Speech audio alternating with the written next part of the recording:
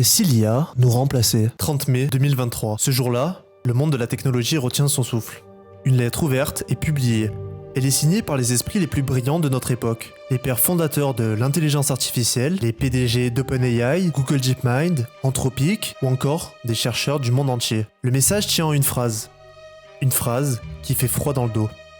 Réduire le risque d'extinction lié à l'IA doit être une priorité mondiale, au même titre que les autres risques à l'échelle de la société, tels que les pandémies et la guerre nucléaire. Vous l'avez bien entendu, le mot extinction. Cela signifierait que l'outil que nous sommes en train de construire pourrait devenir notre dernière invention. Alors forcément, la question nous hante. Comment est-on passé d'un simple programme informatique à une menace existentielle? Et surtout, est-ce que c'est déjà trop tard? Pour comprendre le danger, il faut revenir là où l'étincelle a jailli. Nous sommes en 1950, en Angleterre. Dans la brume de l'après-guerre, le mathématicien Alan Turing pose une question qui résonne encore aujourd'hui. Les machines peuvent-elles penser? À l'époque, l'IA n'existe même pas. Mais Turing, lui, a déjà tout compris. Il voit un monde où il sera impossible de distinguer la réponse d'un humain de celle d'une machine. 6 ans plus tard, était 1956. Conférence de Dartmouth. Une poignée de chercheurs se réunissent. C'est ici, presque dans l'indifférence générale, que John McCarthy invente le terme intelligence artificielle. La discipline est née. Pendant des décennies, l'IA progresse dans l'ombre, jusqu'à ce jour fatidique de 1997. Vous connaissez sûrement cet événement, c'est lorsque le champion du monde d'échecs Garry Kasparov, légende vivante de cette discipline, s'effondre. Il est battu par Deep Blue, le supercalculateur d'IBM, et pour la première fois, la machine a surpassé le maître sur le terrain de la stratégie pure. On avance encore. En 2011, IBM, encore eux, lance Watson. Cette fois-ci, ce n'est plus un jeu de plateau. Watson comprend le langage, les nuances, la culture, et il écrase les humains au jeu télévisé Jeopardy. Mais tout cela, ce n'était que les prémices. Ce n'était que l'échauffement avant le véritable séisme. Fin 2022, le monde découvre ChatGPT. Et là, tout bascule. Pour la première fois, l'IA sort des laboratoires, pour atterrir dans nos téléphones, sur nos écrans, partout. Pour ses utilisateurs, elle ne se contente plus de calculer. Elle tient une conversation, elle explique, elle rédige, et surtout, elle donne l'impression de raisonner. C'est la naissance de l'IA générative aux yeux du grand public. Et soudain, nous réalisons collectivement quelque chose de terrifiant. Les domaines inaccessibles à l'IA deviennent l'exception plutôt que la règle. Parce que nous voyons ces systèmes devenir de plus en plus puissants, et c'est ici que le malentendu commence. Quand on parle du remplacement technologique, on a souvent cette image en tête. Le robot domestique, façon Terminator, celui qui te fait la vaisselle, qui porte les cartons lors de ton déménagement, ou qui gère ta maison en autonomie complète. Ça, c'était la promesse. Mais la réalité, pour le moment, elle est beaucoup moins sexy.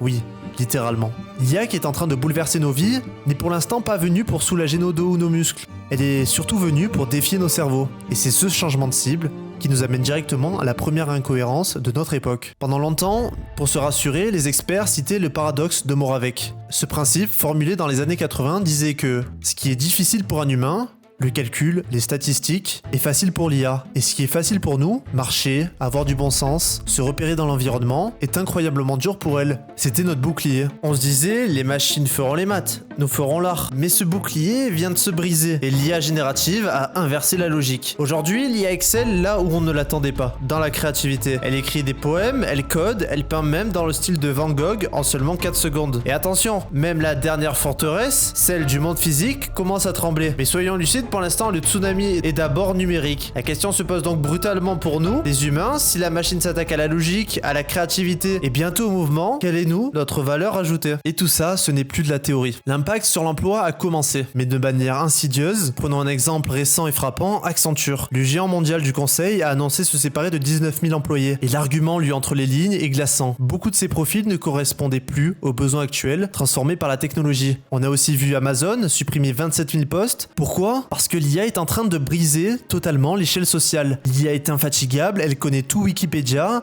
elle est très peu coûteuse et elle exécute les tâches de base, résumé, veille, code simple, à une vitesse surhumaine. Avant, les entreprises pouvaient embaucher un junior pour faire ces tâches ingrates. C'est comme ça qu'ils apprenaient le métier et qu'ils devenaient des experts. Aujourd'hui, une entreprise se demande pourquoi payer un humain pour faire ça. Et vous voyez que la courbe de recrutement des débutants s'effondre. Mais attention, le danger ce n'est pas que pour les jeunes, que vous soyez junior ou senior, la fracture n'est pas une question d'âge, c'est une question d'adaptation. Le danger, ce n'est pas que l'IA remplace 100% des humains demain matin, le danger c'est le découplage. C'est qu'une entreprise réalise qu'avec l'IA, elle n'a plus besoin de 10 personnes pour faire tourner un service marketing, mais seulement de 3. Alors, Comment faire partie de ces 3 survivants? Pour ça, il faut arrêter de fantasmer l'outil et comprendre comment il fonctionne vraiment. Et pour ne pas subir cette fracture, il faut démystifier la bête. Quand ChatGPT, Gemini, Claude vous répondent, ils ne pensent pas. Ils ne ressentent aucune joie, aucune peur de se tromper. Imaginez simplement une immense bibliothèque infinie, la plus grande de l'univers. L'IA est un bibliothécaire aveugle, mais doté d'une mémoire absolue. Techniquement, quand vous leur parlez, ce sont des LLM, des grands modèles de langage. L'IA ne cherche pas la vérité, elle cherche le mot suivant, le plus probable.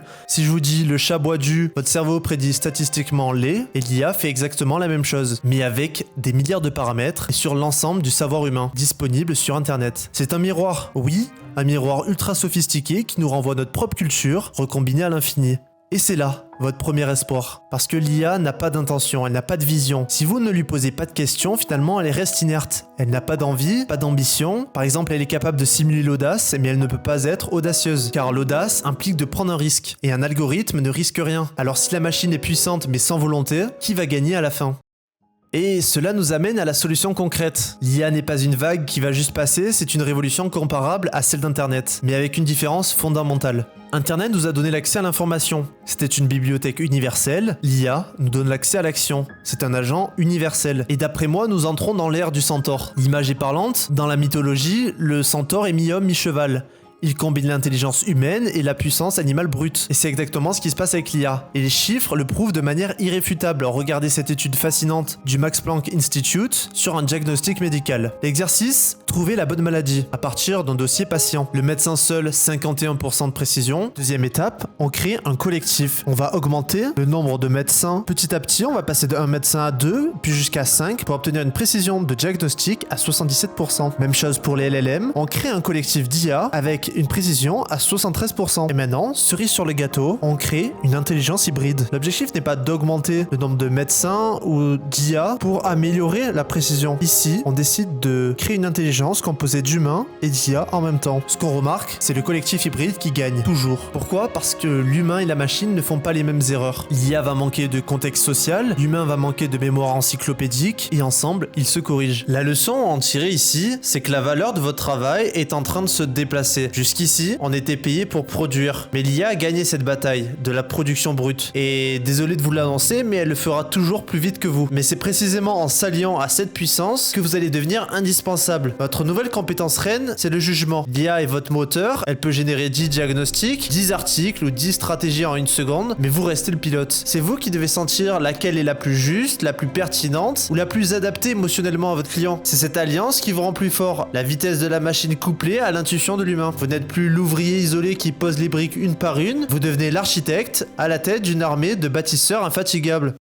Pour revenir au problème initial, dire que l'IA va tout remplacer est faux. Il y a une différence fondamentale entre remplacer une tâche et remplacer un métier. L'IA peut rédiger un contrat, mais elle ne peut pas remplacer l'avocat, qui lui doit négocier ce contrat face à ce client difficile, en comprenant la psychologie de la partie adverse. L'IA peut analyser une radio médicale, mais elle ne remplace pas le chirurgien qui doit opérer avec des imprévus au bloc. Et les métiers complexes, ceux qui demandent de la navigation sociale, de l'adaptation physique ou de la gestion de crise, pour le moment restent hors de portée. Ce n'est pas la fin du travail, c'est le sens de l'histoire. L'arrivée du tracteur a tué le métier de paysan, qui lui labourait à la main, c'est vrai. Mais ça a permis à l'humanité de se focaliser sur autre chose que la survie alimentaire pure. On a pu remarquer que la productivité a tout simplement explosé. Et avec l'IA, c'est la même chose, mais pour le cerveau. Si l'IA permet de faire en 2 heures ce qui prenait une semaine, la question n'est plus comment travailler plus, mais pourquoi travaille-t-on ? Si la production de richesse est décorrélée du temps passé, est-ce qu'on doit réellement continuer à travailler pour survivre ? Parce que cette technologie est si puissante qu'elle pourrait bien nous forcer à revoir notre contrat social. Peut-être que la priorité va changer, et c'est ça que je trouve fascinant. On ne cherchera donc plus à être des robots productifs, mais plutôt à gérer cette abondance. Et est-ce que, au lieu d'apprendre à travailler, on n'apprendrait pas plutôt à vivre ?